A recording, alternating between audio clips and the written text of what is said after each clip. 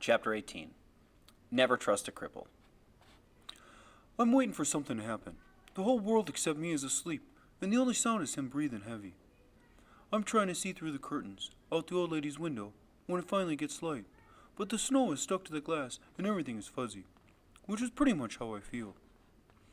Looking down at him on the floor, how he overflows the rug, I think about that story where a giant falls asleep and is tied up by little people. Not that I do anything, I'm just a blob in the chair, with numb hands and numb feet. Finally, what happens? There's a noise from the back, and these light skitterly footsteps. And then my father comes awake so fast he almost yanks me from the chair.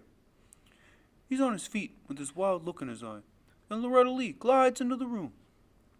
Merry Christmas, boys, She says. She's got this pizza box in her hand, holding it out like a present. Where's Iggy? My father asks. Waiting for Santa Claus, Loretta says. Ain't nothing open this morning, but we got this left over. You're welcome to it. Best put that down, He says, and he pulls on the rope and lifts me up. He gives her this cold look. You go on, get Iggy, He says. Loretta Lee is wearing this long winter coat. It looks clean and brand new, so she probably got it for Christmas. But her legs are skinny and bare, with her feet going in these old rubber boots. She's smoking this cigarette and squinting through the smoke at my father, like she's trying to figure out what he's thinking. Why can't you be nice, Kenny? She says. We had some good times in the old days, remember? The old days are over, He says. Is that the best you can do for us? Leftover pizza? Hey, pizza's good for you, she says. It has vitamins and stuff. I still want to see Iggy. Loretta takes a drag on her cigarette, and she's got this crooked smile. Her eyes keep flicking at me in the way I'm all roped up, but mostly she's looking at him.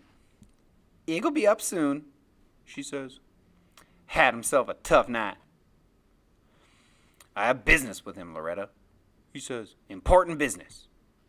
I'm sure, She says, and she turns in her boots and leaves through the back. The pizza box is sitting there on the table, but my father says we can't eat anything touched by her dirty hands. So he walks me out into that dark little kitchen, and he unties me, and we go through the cupboard and find mostly boxes of prunes and old cereal. There's nothing in the refrigerator that hasn't already gone bad. So I eat a bowl of cornflakes with water, and I'm so hungry it almost tastes good, this is what they call a temporary situation. he says. I know a way we can live like kings if we play our cards right. He stops for a while and squints at me, like he wants to see inside my head. We'll be heading for warmer weather. That agreeable with you, boy? Yes, sir, it is. He seems real thoughtful. I had a lot of time to plan this out. A lot of time to study people, figure out what makes them tick. First thing, we'll get a bus. One of those RV things, a real big one, because it's important to look impressive.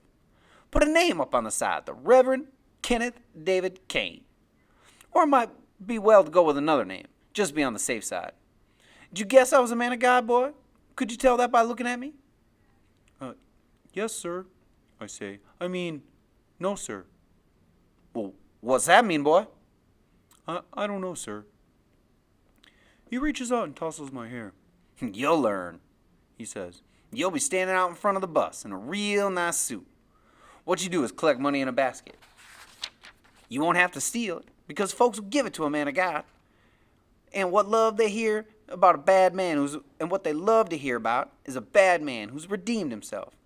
I learned how to preach the word in a lot of illiterate convicts, but they were no more ignorant than a lot of other folk. No, sir, we're going to do just fine. After I finish the cornflakes, he ties me up again. This is just a precaution, He says. Can't take any chances until you see the light. You want to see the light? Yes, sir, I do. He's grinning at me, and he taps himself on the chest and says, You're looking at it, boy. I am the light, and don't you ever forget it. He turns on the TV. It hardly comes in at all. The screen is so fuzzy. And he keeps switching channels, and he's cussing out the old lady for having such a crummy TV. All that's on is Christmas stuff and cartoons, and what he wants is the news, to see if we're on it. I bet they haven't even missed you, He says. Kept you down in that cellar like an animal. How would they even know? We're sitting there waiting for Iggy when the blue lights start flashing bright against the curtains. He quick grabs me by the neck, shoves me down on the floor, and we both lie there. The blue lights go by real slow. You can see them shining all around the room. Might be someone else they're looking for, He says. Place like this could be anybody. Still, can't be too careful. When the light stops flashing, he calls the window and looks out. There's nothing dumber than a dumb cop, He says. If they were so smart, they wouldn't be working on Christmas Day, would they?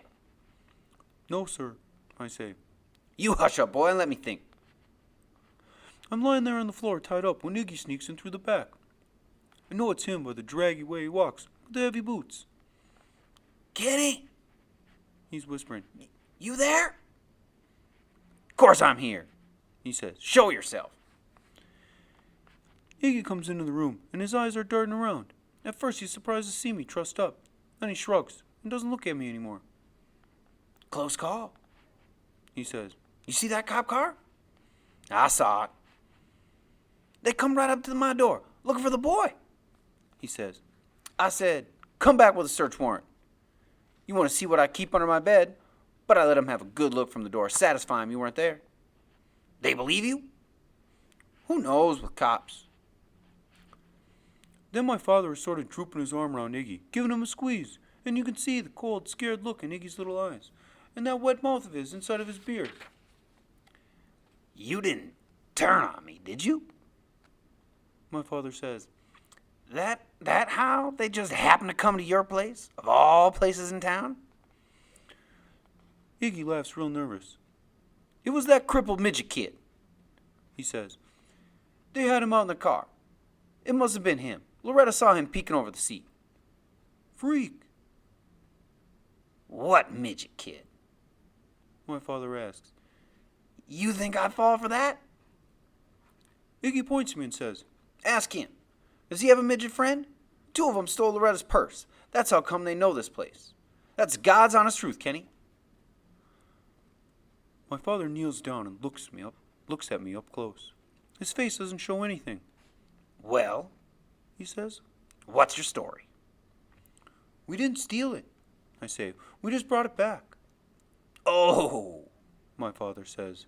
now that's an interesting story. I like that story. Iggy's talking fast, like he can't wait to get rid of the words and leave.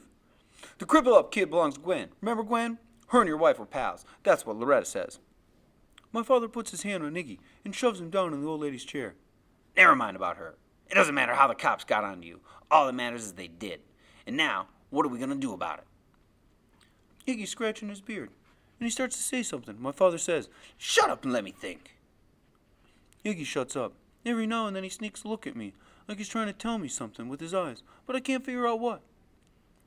After a while, my father says, First thing, get me a firearm. Something small but functional. Next thing is transportation. I don't care what as long as it runs. Can you do that for me? Iggy says he can, no problem. Then do it.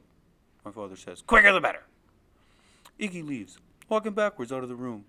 My father lifts me up by the rope and says, I know you have more sense than to waste your time stealing pocketbooks with a cripple kid.